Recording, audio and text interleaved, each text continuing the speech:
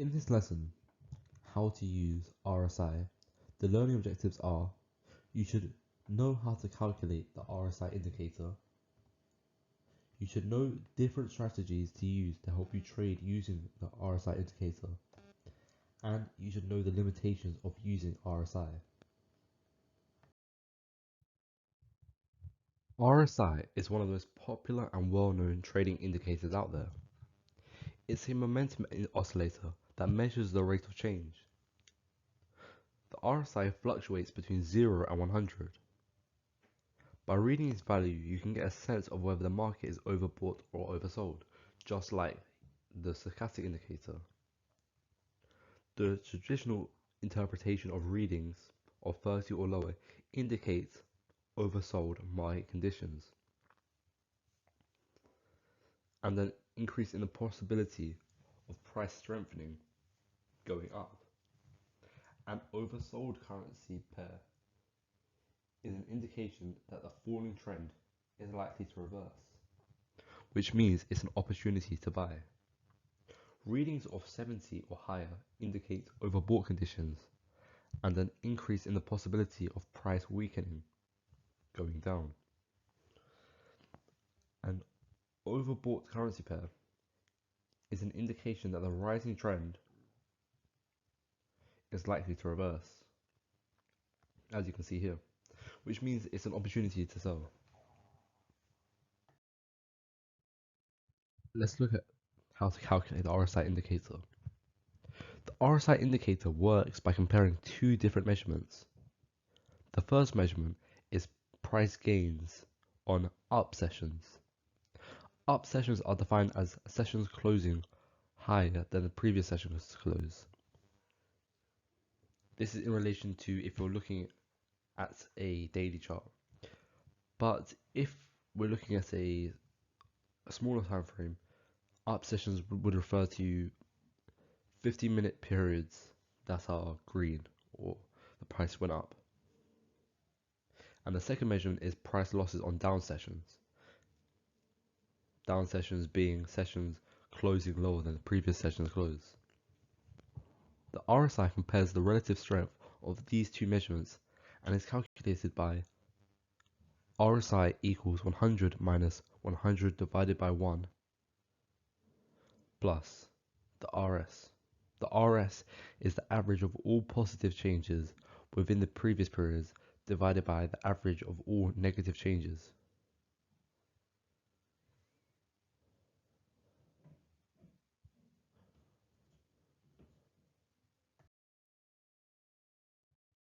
Where using the RSI indicator becomes tricky is that this indicator works best when the market has fallen excessively. This means that when a trade goes against us, technically it would make sense to stay in that trade, since our odds seemingly continue to get better. What does this mean? Well, let me break that down. It may sound very strange, but let's say the market is oversold and you enter a buy and the trade starts going against you, meaning the price continues to fall. That means the price is becoming more and more oversold. So therefore, it is becoming better and better to enter that trade.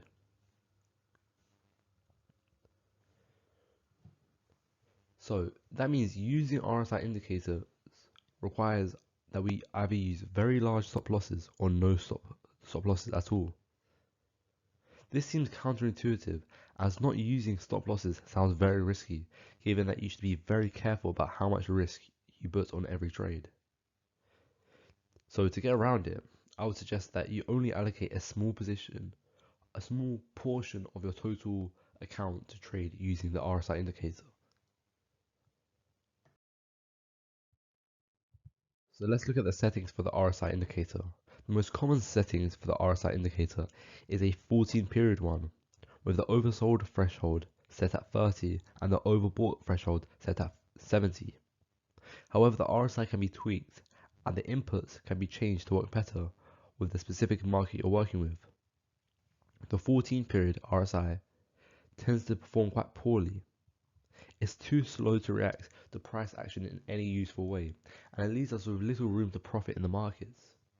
To get better results, I would suggest you use a shorter period RSI, reducing the period to around 2 to 7, as it's short enough to react swiftly to what the market does. Oversold and overbought thresholds should be adjusted to reflect the increase in responsiveness. That comes with a shorter RSI. That means the oversold threshold should lower to around maybe 15, and the overbought threshold should higher to around 85. Different trading styles may require different RSI settings, and this is just my personal preference. You don't have to listen to me, you could keep it how it is, but this is just my own personal experience. You should also adjust threshold values to account for rising and falling markets. In a market that trends upwards, it could be useful to adjust the RSI threshold values to make them higher. Generally, rising markets tend to not recede as much as flat or falling markets before they make the next big swing. With a too low RSI threshold value, you run the risk of getting very few trading signals, in this case buys.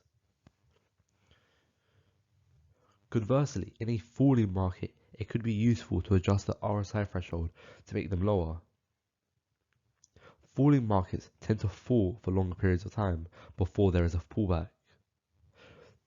The best settings, as you can see, vary with the market, trading strategy, and time frame.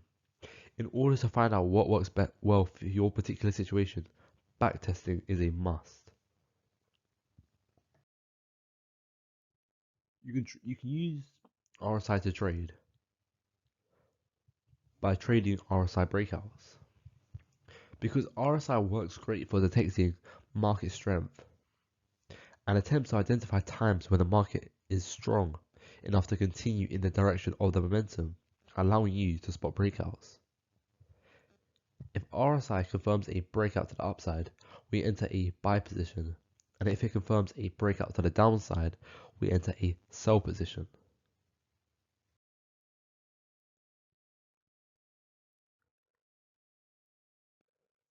So how do you do this? Well, we can look at previous RSI highs or lows, because if you look at previous high and lows in the RSI, you can find appropriate levels where the pair, if it's breaking at that level, will continue in the direction for the short-term trend. For example, if the RSI made a reversal at 85, we might wait for the RSI to break, or in this case crosses above 85 to take a buy position. Conversely, if the RSI made a reversal to the upside at 15, we might wait for the RSI to break, cross below 15 to take a sell position. In other words, we are using the concept of support and resistance but applied to the RSI instead of the price chart. The breakout level moves depending on where the previous RSI highs and lows are located, meaning that the breakout level becomes dynamic.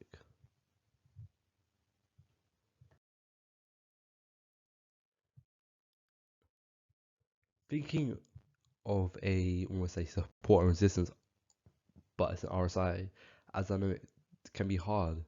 So using a fixed breakout level is easier. Instead of spotting RSI highs and lows, we just set our breakout levels beforehand, usually 20 for short and 80 for going long. So as soon as the RSI goes below 20, we enter a sell position, and when it goes above 80, we enter a buy position.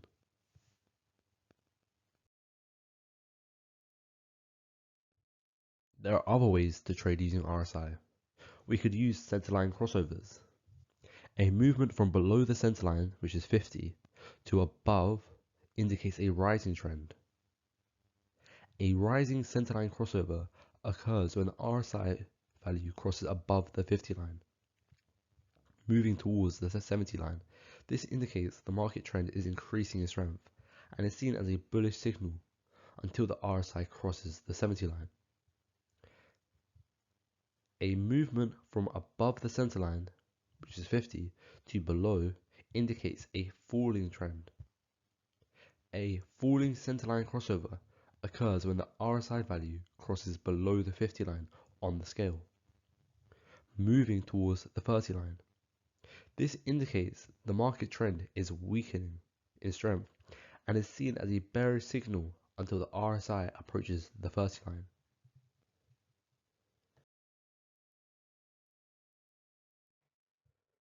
We could also use divergences to trade. Divergence trading is a well-known concept in trading.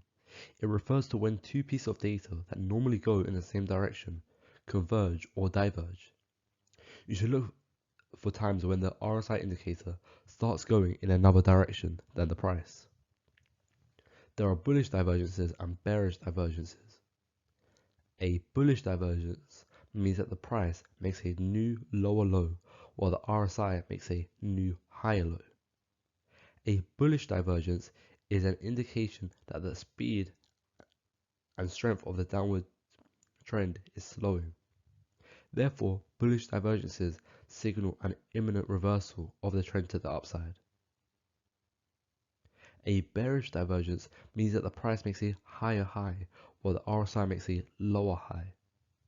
A bearish divergence is an indication that the speed and strength of the uptrend is slowing, and that a reversal to the downside is imminent.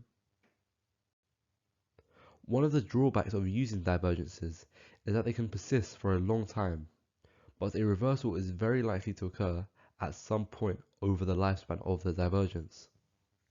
So it is very important that divergences are used together with other entry timing techniques.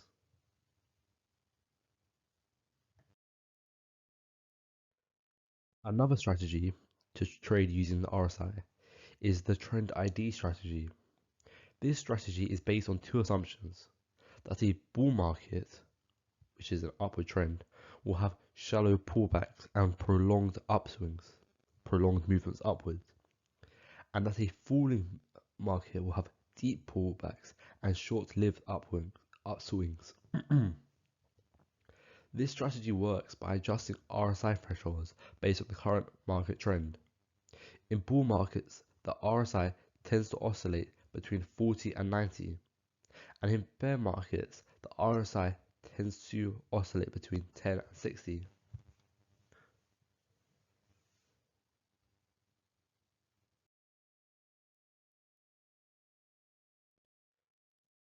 You can also use RSI to find support and resistance levels. You could draw trend lines as well. You do this by connecting the highs and lows of the RSI with each other, and then you have the trend line. It can also act as a dynamic support or resistance. RSI can be used to confirm trend formations and avoid fakeouts. If you're looking at a possible uptrend, then the RSI should be above 50. And if you're looking at a possible downtrend, then the RSI should be below 50.